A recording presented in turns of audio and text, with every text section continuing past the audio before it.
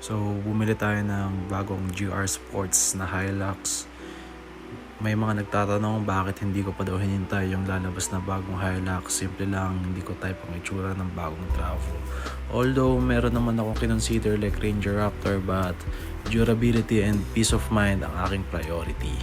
Naka black chrome tint ako, ang dilim sobra, di ko na-realize, and mahina yung kanyang fog light, ganyan lang, ang buga.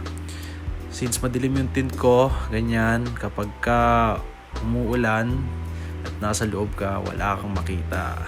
So since puti pa yung headlight, so kinakain lang ng ulan ang ilaw.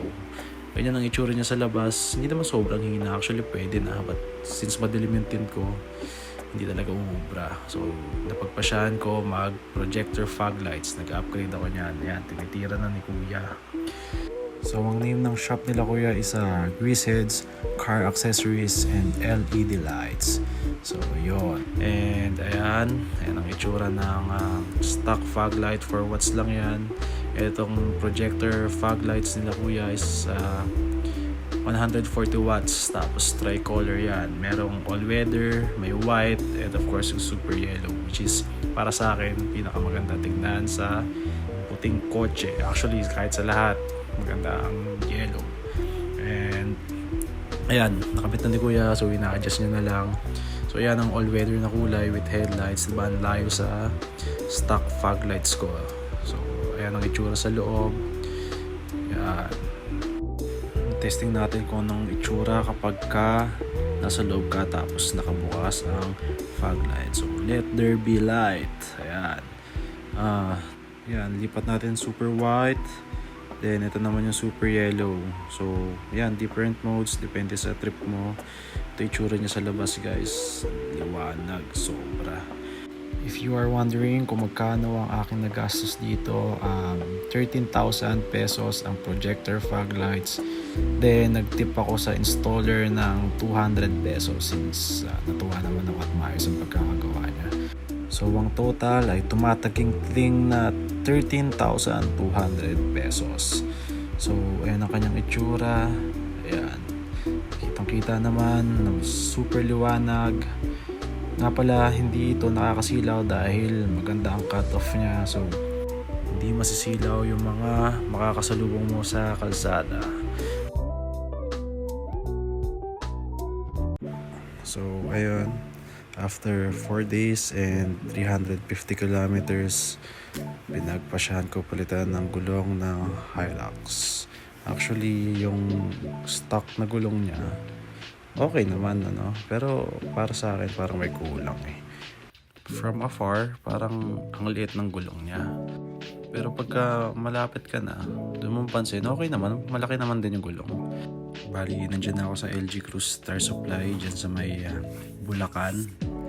So, makikita nyo, madami silang options ng mags. Pero, i-retain ko muna yung stock mags ko kasi enjoyin ko muna and parang OEM plus yung gagawin kong build dito. Yan, namili ako ng gulong. Ang first option ko is BFG KO3 or itong Falcon 84W. So sa research ko, mas maganda performance ng Falcon and value for money wise, Falcon talaga. Pero iba talaga yung tindig ng BFG. So BFG ang papalagay natin. Ayan, tinitira na nga ni kuya. Ang stock tires ko pala is Dunlop.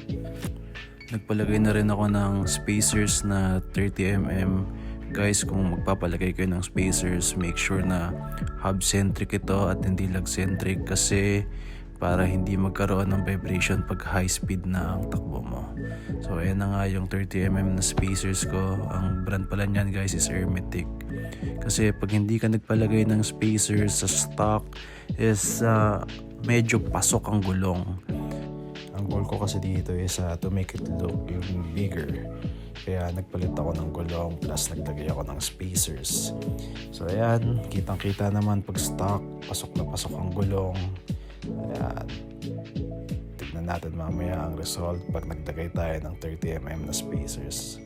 So ayan, kinakabit na ang mga gulong, tinatanggal yung stock tires na Dunlop. By the way guys, pina-trade in ko yan, yung stock na gulong ko ako kasi matatambak lang naman yan dito sa bahay. So ayan, test fit sa likod ng BFG KO3 na may 30mm na spacers. Tignan nyo naman yung difference ng stock compared sa naka BFG KO3.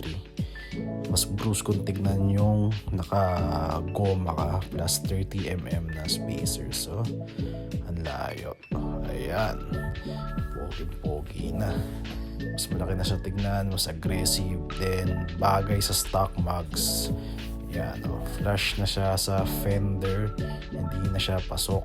So ang aggressive niya na tignan ka. Kung tatanungin nyo kung magkano yung nagastos ko, umabot tayo guys ng 60,000 pesos. Pero para sa akin, sulit naman kasi yun, masaya ako sa naging outcome. Bigyan ko na rin kayo ng konting background story sa pagkuha ko na itong white GRS. Actually, nahirapan ako humanap ng puti. 2 weeks ako naghanap kung saan dealership. So, nung may lumabas, sinecure ko na kaagad ang unit. Binayaran ko na, hindi ko na pinakawalan. Tapos, tambay muna sa Shell. Ayan yung isa kong sasakyan, yung Honda.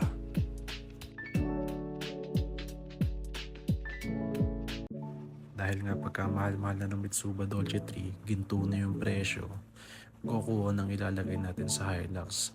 Meron din siyang Eco, tapos basta 4 yung klase ng tunog niya. So galing Japan din yan. Dito natin siya ipapalagay sa 14km garage. So dito kasi sa 14km, sanay sila sa mga modified cars.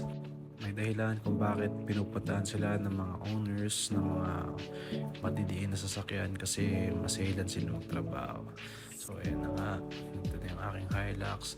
Sisimulan na ni Kuya. Diyan nakalagay yung aking stock horn. Yan, dito sa harap. So hindi na kailangan baklasin yung bumper. Ayan ang aking stock Denso.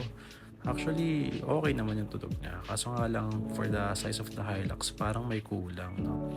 Parang maliit, or hindi naman, parang pang kotse lang kasi yung busina. So, ayan na nga yung ating busina. Sinisimulan na ni Kuya. Ayan. Nagpalagay na rin ng conduit sa wirings para malinis siya tignan. Yan. So, plug and play lang siya. Hindi naman mabubuoy yung warranty. Nakalatag na. So, testing na natin.